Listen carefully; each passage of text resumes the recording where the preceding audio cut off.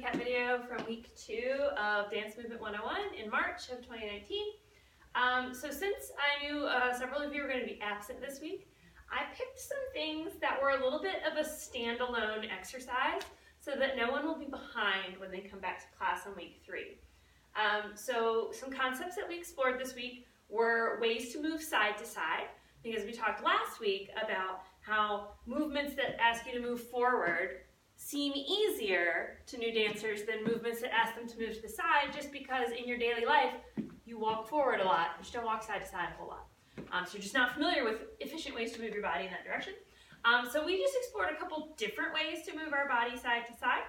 The first thing that we did was just step together, and this was kind of like a little inchworm, right? We'd step out, we'd bring the other foot in. We'd step out, we'd bring it underneath us. We'd step out, we'd bring our body to our foot, boop, boop, right? And that's a little stop, start, little herky-jerky.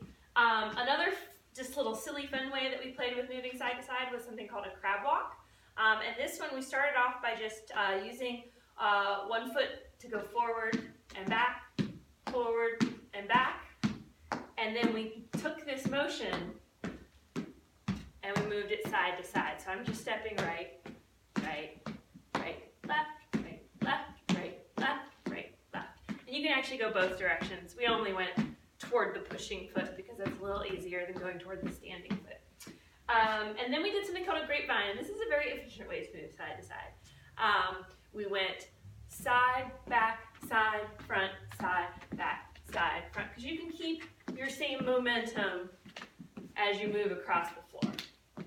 And then we talked about step touches and the idea of a touch being different than a step.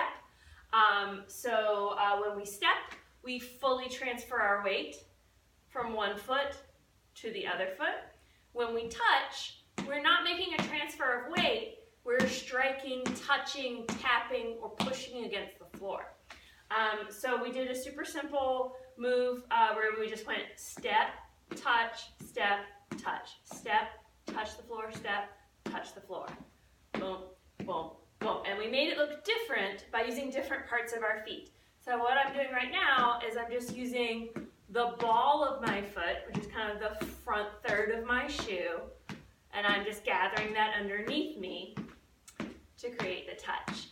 If I kept the same rhythm going, but I used my heel and maybe stuck my foot out in front of me a little bit and turned my body, I'm keeping the same rhythm and the same footfalls, but it looks different. We explored a little styling with the arms with this, of reaching up and away. And then we can also use our toes, right? We can touch with our toe.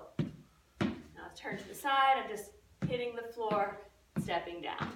Hit, step, hit, step. And we mix and match those to music. And then we talked about using a step touch to change direction in a move that moves to the side, like our grapevine that moved continuously in one direction. If we added a touch, we can change direction. So we could go side, back, side, touch, side, back, side, touch, side, back, side, touch. And so then we did some combos where we played with some jazz moves, all of which you learned last week, fall for log, jazz square, mambo steps, and then we added in that grapevine side touch into that combo. But if you missed week 2, you are not behind, please come and see us on week 3. We'll pick up kind of where we left off on week 1, working on swing dance footwork. All right, see you guys next week.